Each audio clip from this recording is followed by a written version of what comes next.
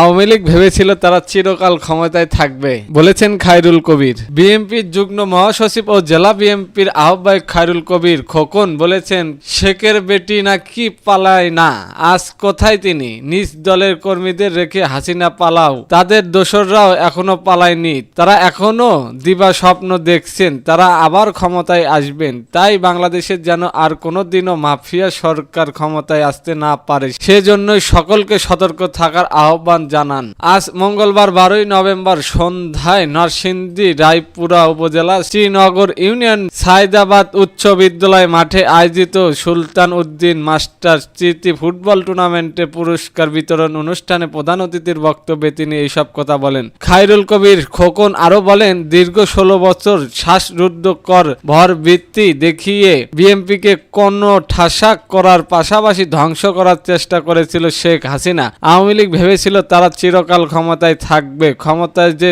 দীর্ঘস্থায়ী হয় না তা ইতিহাসই বলে। ছাত্র জনতার আন্দোলনে দেশে পুনরায় কথা বলার সুযোগ তৈরি হয়েছে, তাই দ্রুত সময়ে একটি স্বাধীন নির্বাচন কমিশনের মাধ্যমে সুষ্ঠু নির্বাচন রোডম্যাপ দিয়ে জনগণকে কাছে ক্ষমতা হস্তান্তর করতে ঢাকা মহানগর মুক্তিযোদ্ধা দলের সাধারণ সম্পাদক ও জেলা বিএনপির সদস্য এম.এন. জামায়ান সভাপতিত্বে অনুষ্ঠানে বিশেষ অতিথির হিসেবে উপস্থিত ছিলেন আমরা বিএনপির পরিবারের অন্যতম উপদেষ্টা আবুল কাশেম, জেলা বিএনপির যুগ্ম আহ্বায়ক ফাইজুর রহমান, যুগ্ম আহ্বায়ক আকবর হোসেন ও আরো অনেকেই।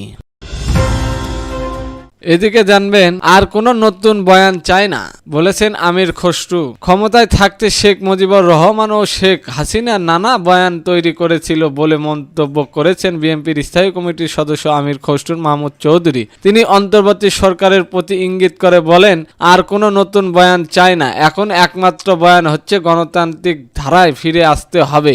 রাজনীতিতে জাতীয় প্রেস ক্লাবে মঙ্গলবার দুপুরে এক আলোচনা সভায় আমির খসরু মাহমুদ চৌধুরী এই কথা বলেন। Voice of democracies and voter IDs নামের একটি সংগঠন ও আলোচনা সভায় আয়োজন করে টেক ব্যাক বাংলাদেশ নাগরিক ভাবনা। শীঘ্রই এই সভায় মূল প্রবন্ধন উপস্থাপন করেন শাহজালাল বিজ্ঞান ও প্রযুক্তি বিশ্ববিদ্যালয়ের সাবেক সহকারী অধ্যাপক এম মুজিবুর রহমান। আমির খসরু বলেন, যত দ্রুত সম্ভব বাংলাদেশে একটি নির্বাচিত সরকার গঠন হতে হবে, যারা জনগণের কাছে দায়বদ্ধ থাকবে, জবাবদিহি থাকবে। তিনি আরো বলেন, আপনি যদি নির্বাচিত না হন তাহলে আপনার তো কোনো দায়বদ্ধতা নেই, জবাবদিহি নেই। হাসিনার কোনো জবাবদিহি ছিল না, কারণ সে তো নির্বাচন ছিল না। শেখ মুজিবুর রহমানের সময় উনি যে বাকশাল করেছিল একদলীয় শাসন, ওনার নির্বাচন ধারেননি, ওই জন্যই বয়ান সৃষ্টি করা হয়। সে বয়ান উনি দেশে চালিয়ে গেছে, হাসিনা আরেক বয়ান চালিয়ে গেছেন।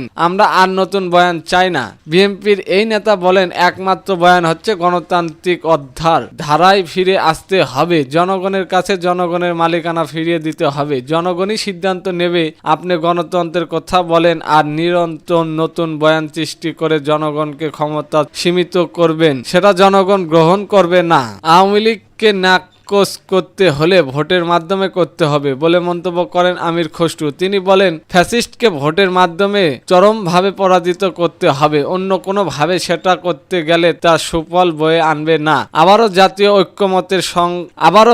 ঐক্যমতের সরকার গঠনের কথা উল্লেখ করে আমির খসরু বলেন, ফ্যাসিস্টদের বিরুদ্ধে থাকা সব দলের প্রতিনিধিদের নিয়ে একটি জাতীয় সরকার গঠন করা হবে। জাতীয় ঐক্যমতের ভিত্তিতে সংস্কার বাস্তবায়ন করতে হবে, জনগণের আস্থা নিয়ে সংস্কার করতে হবে, সেটা একমাত্র সম্ভব নির্বাচন সরকারের মাধ্যমে। আয়োজনকে সংগঠনের আহ্বায়ক সাংবাদিক মোস্তফাজুর কামাল মজুমদারের সভাপতিত্বে আলোচনার সভায় আরো বক্তব্য দেন বিএনপির জাতীয় নির্বাহী কমিটির সদস্য আবু নাসের রহমতুল্লাহ প্রমুখ। এতক্ষণ আমাদের সাথে থাকার জন্য ধন্যবাদ।